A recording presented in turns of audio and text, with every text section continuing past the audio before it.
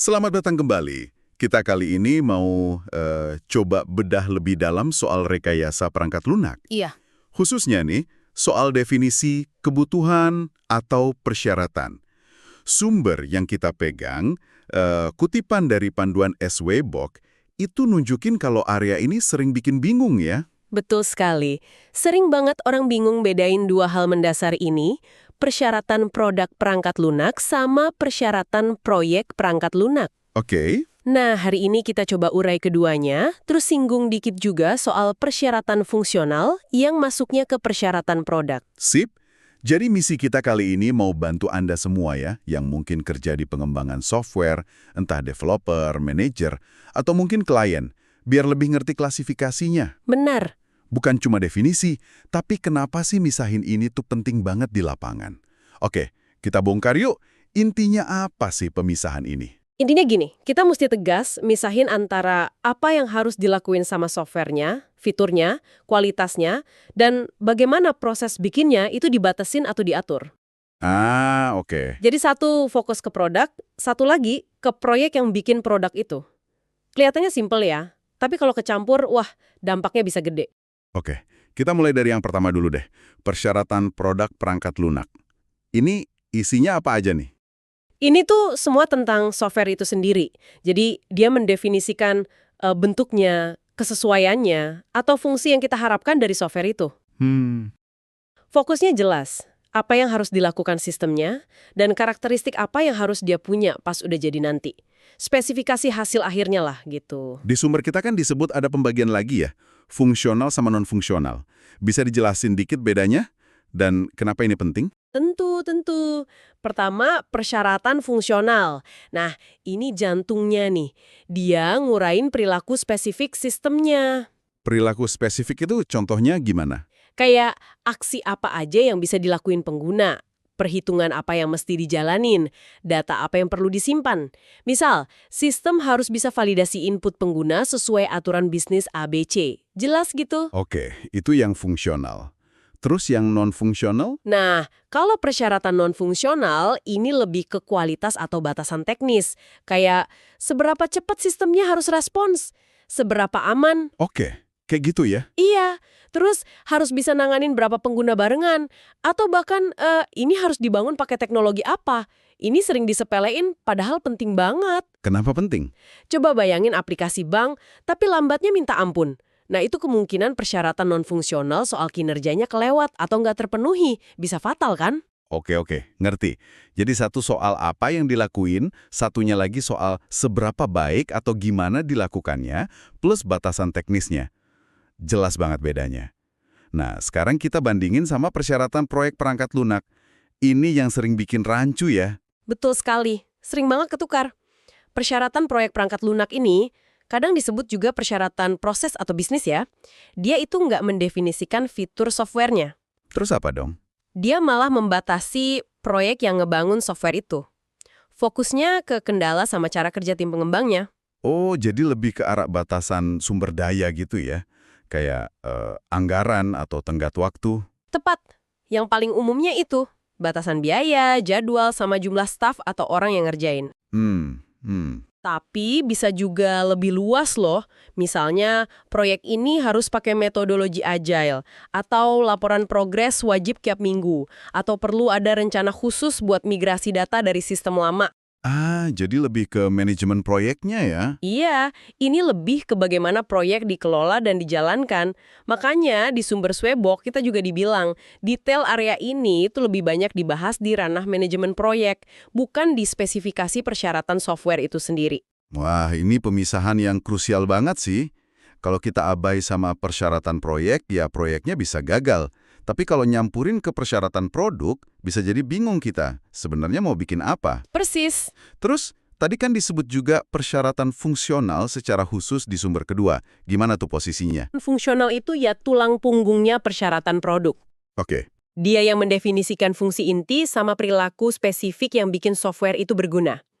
Intinya, daftar apa aja yang harus bisa dilakukan sama sistem ini.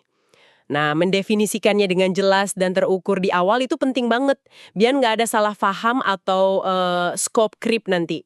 Oke, jadi kalau ditarik benang merahnya nih, Persyaratan produk itu soal hasil akhir softwarenya, fitur, performa, keamanan. Sementara persyaratan project itu soal pagar pembatas pas bikinnya, anggaran, waktu, cara kerja tim. Betul. Misain keduanya bantu kita fokus ke tujuan yang beda tapi sama-sama penting. Persis. Dan pemahaman ini punya implikasi praktis yang signifikan loh. Kalau Anda bisa misahin keduanya, Anda bisa nego lebih enak. Contohnya gimana tuh?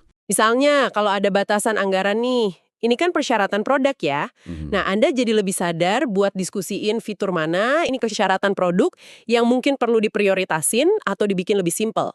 Daripada maksa semua fitur masuk, tapi anggarannya nggak cukup. Ini kunci buat ngelola ekspektasi dan ruang lingkup. Jadi, apa artinya ini buat Anda yang dengerin? Dalam peran apapun di proyek software, kemampuan bedain ini tuh ngasih kejernihan. Anda jadi tahu apa yang harus dituntut dari produk akhirnya, tapi juga paham batasan-batasan dalam proses bikinnya. Iya. Ini ngebantu komunikasi antar tim sama klien, bahkan buat evaluasi resiko proyek juga. Tapi seringkali ya ngarahin kita buat gali lebih dalam lagi di sumber-sumber lain buat detail implementasinya.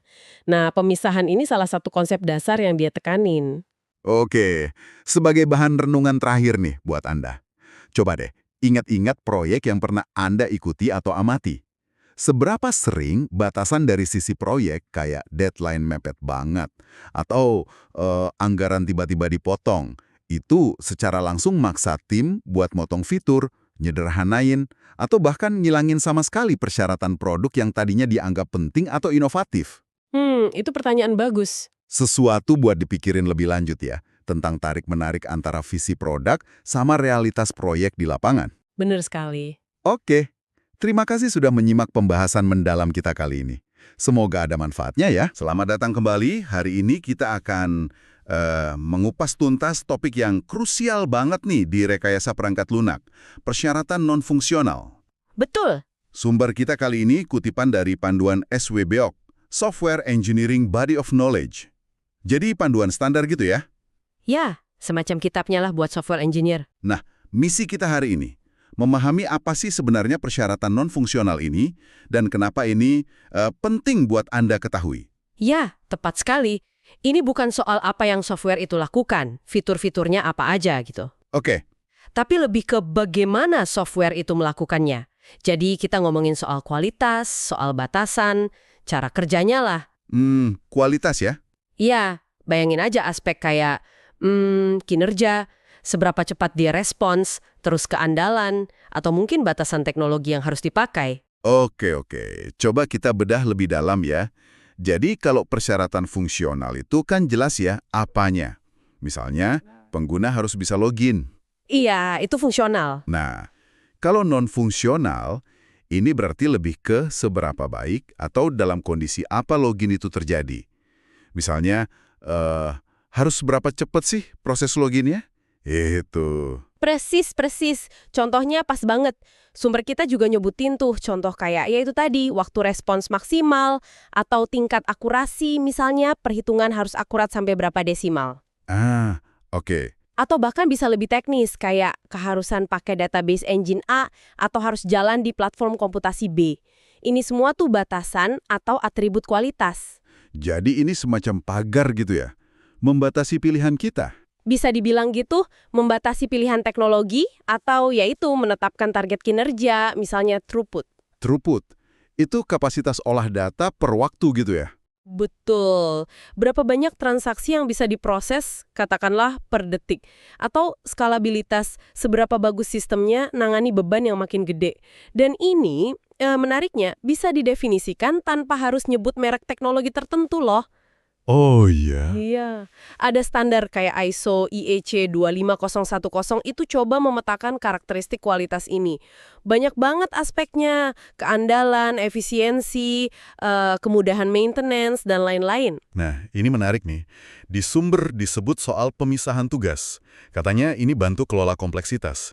Jadi, orang bisnis fokus ke prosesnya, apanya, terus engineer fokus ke teknologinya, bagaimananya. Benar sekali. Pemisahan ini penting biar fokusnya nggak pecah. Tapi ya, dalam prakteknya... Sering ada tarik ulur kan? Misalnya, kita mau performa super cepat, tapi mungkin keamanannya jadi agak longgar. Atau sebaliknya. Nah, itu dia, trade-off. Itu poin penting banget. NFR atau persyaratan non-fungsional ini seringkali saling bertentangan emang. Mau aman banget, mungkin jadi agak lambat karena banyak pemeriksaan. Iya, iya. Mau andal banget, mungkin butuh redundansi, server cadangan, biayanya jadi nambah, sistemnya jadi lebih rumit. Kuncinya ya di prioritas. Mana yang paling penting buat kasus ini? Oke, prioritas ya. Terus soal pemisahan tadi, ada analogi bagus nih. Namanya filter teknologi sempurna. Gimana tuh? Bayangin aja ada teknologi impian, super cepat, memorinya nggak ada habisnya, gratis, nggak ada bug sama sekali. Sempurna deh pokoknya. Wah, enak banget ya kalau ada. Ahaha, iya. Nah, pertanyaannya, persyaratan apa yang masih kita butuhin di dunia ideal kayak gitu? Iya, fitur-fiturnya kali ya. Tetap butuh bisa login, bisa lihat produk, gitu kan? Tepat. Itulah persyaratan fungsional. Nah, sisanya persyaratan yang baru muncul karena teknologi di dunia nyata itu nggak sempurna, ada batasan kecepatan, batasan memori, ada biaya, ada potensi bug. Nah, itulah persyaratan non-fungsional. Nah, oke, paham sekarang. Analogi ini ngebantu banget sih. Jadi NFR muncul karena keterbatasan teknologi nyata ya. Betul. Itu cara mikir yang cukup efektif. Terus soal keterkaitan tadi, kalau kita punya NFR keamanan yang tinggi banget nih di sistem utama, itu bisa netes jadi kebutuhan fungsional nggak sih di bagian lain? Bisa banget. Contohnya pas tuh soal keamanan. NFR, sistem harus sangat aman. Itu kan abstrak ya. Ya, Nah, itu bisa dipecah jadi persyaratan fungsional spesifik di subsistem keamanan. Misalnya, sistem wajib mencatat log setiap kali admin login. Atau sesi pengguna harus otomatis logout setelah 15 menit nggak aktif. jadi fitur konkret yang bisa dites ya? Betul. Jadi, fitur yang bisa dibangun bisa diuji berhasil atau gagal. Nah, tapi Anda tadi nyinggung soal pengukuran juga kan? Iya, NFR ini kayaknya lebih susah diukur ya dibanding fungsional yang seringnya ya atau tidak, bisa atau nggak bisa. Kayak kemudahan penggunaan gitu, ngukurnya gimana? Nah, itu tantangan besarnya. Mengukur NFR kayak usability, kemudahan penggunaan, atau maintainability, kemudahan pemeliharaan, itu emang lebih abstrak. Nggak segampang ngetes tombol login jalan apa nggak. Terus gimana dong? Kuncinya harus didefinisikan sekonkret mungkin di awal, pakai metrik. Misalnya untuk usability, pengguna baru harus bisa menyelesaikan tugas X dalam waktu kurang dari 30 detik dengan tingkat kesalahan maksimal Y. Oke, jadi ada angkanya ya? Iya, harus ada target terukur. Terus cara pengujiannya juga beda. Mungkin perlu usability testing dengan pengguna beneran, bukan cuma checklist fungsi. Memecah sistem jadi bagian lebih kecil juga bantu sih, biar ngukurnya lebih fokus. Oke, jadi jelas ya, NFR ini penting banget. Jadi apa nih artinya semua ini buat Anda yang dengerin? Iya. Intinya memahami persyaratan non-fungsional ini krusial. Mau Anda terlibat bikin software atau sekedar jadi pengguna sehari-hari. Betul. Karena inilah yang nentuin kualitas, keandalan, dan rasanya pengalaman Anda pakai teknologi. Seberapa cepat aplikasinya, seberapa jarang error, seberapa gampang dipelajari, itu semua NFR. Iya, bukan cuma soal apa yang bisa dilakuin, tapi seberapa baik dia melakukannya. Nah, itu dia. Dan mungkin satu hal buat direnungkan nih buat Anda semua, Apa tuh? seberapa sering coba kita baru sadar pentingnya NFR ini justru pas sistemnya gagal. Wah, iya juga ya. Kalau webnya lemot banget, baru kita ngeluh soal kecepatan? Persis, atau aplikasi yang boros baterai banget, atau data yang ternyata nggak akurat. Aspek bagaimana ini seringnya nggak kelihatan kalau semua lancar. Tapi begitu ada masalah, wah itu bisa ngerusak pengalaman kita total pakai teknologi itu. Padahal fundamental banget. Oke guys, gimana tadi videonya? Kalau bermanfaat, jangan lupa like, subscribe, dan nyalain notifikasi biar nggak ketinggalan konten-konten menarik selanjutnya. Ada pertanyaan atau mau request topik apa yang pengen saya bahas?